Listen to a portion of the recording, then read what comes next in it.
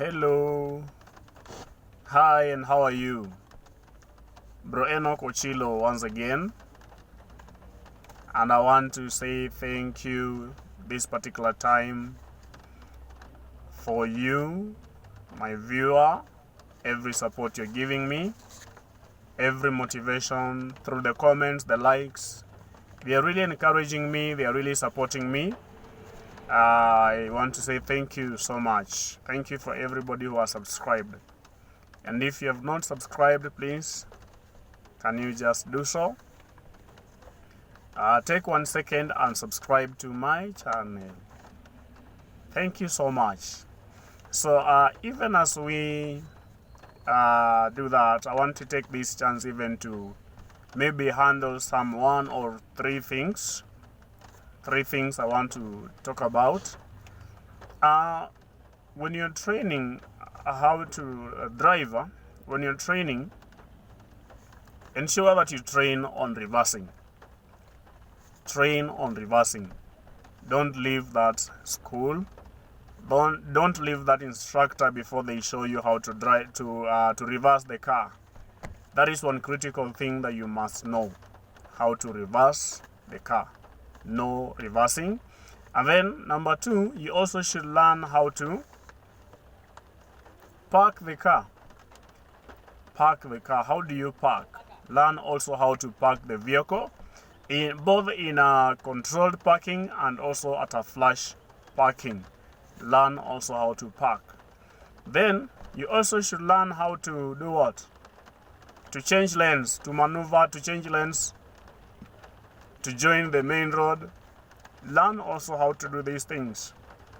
So don't just learn how to drive for a long distance. You're going for 10 kilometers as a driver, and then you come very much excited. You tell us you've been driving for 10 kilometers.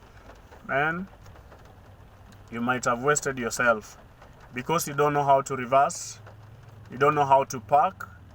You don't know how to enter the roundabout.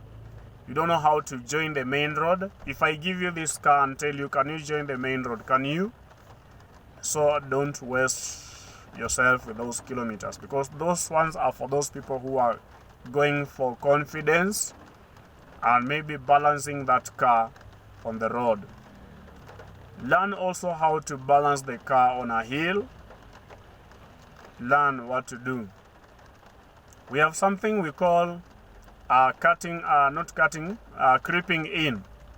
Creeping in is the slow movement of the vehicle without the notice of the driver. Like now you are on a jam or a traffic jam, and then you have stopped, but then you have not engaged the handbrake, so the vehicle is moving slowly without your notice. That is what you call creeping. Okay, let me tell you what is cutting in, because it's coming. Cutting in is sharp change of a direction at the front of another vehicle after overtaking. So ukisha overtake mtu unaingia mbele yake immediately. That is cutting in, and it's dangerous. Do not cut in. So creeping in, ilo gari linasonga polepole bila wewe kujua.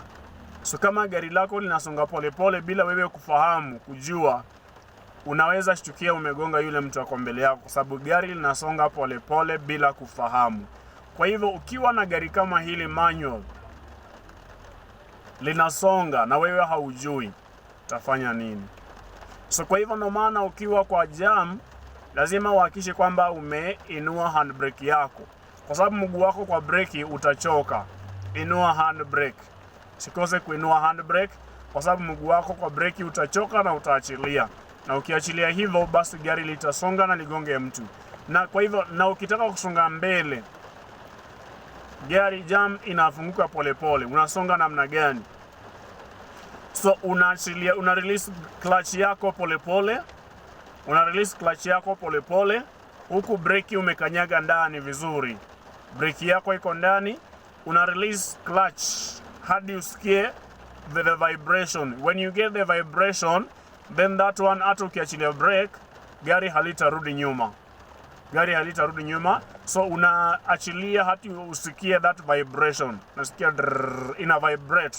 So ikiwa ina vibrate hivyo, then you can unaweza achilia breki then unakanyaga mafuta.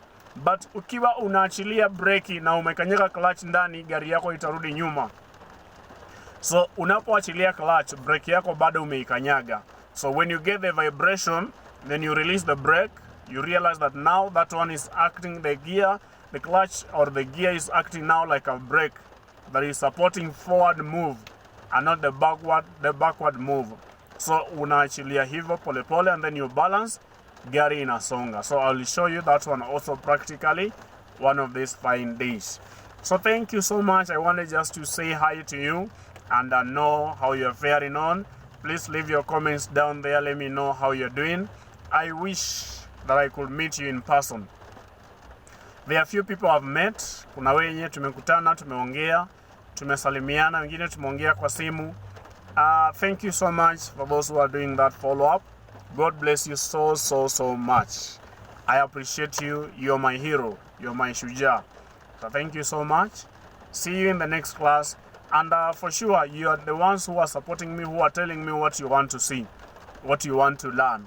So continue bringing on your suggestions, and we are going to post your suggestions here. So God bless you so much. Huku kunanyesha, niko tu hapa kwa gari nimetulia. Unaweza kuja tukunywe chai ama uji. So God bless you so much. Bye bye, and if you have not subscribed, please don't forget. God bless you. See you. Bye bye. Ciao.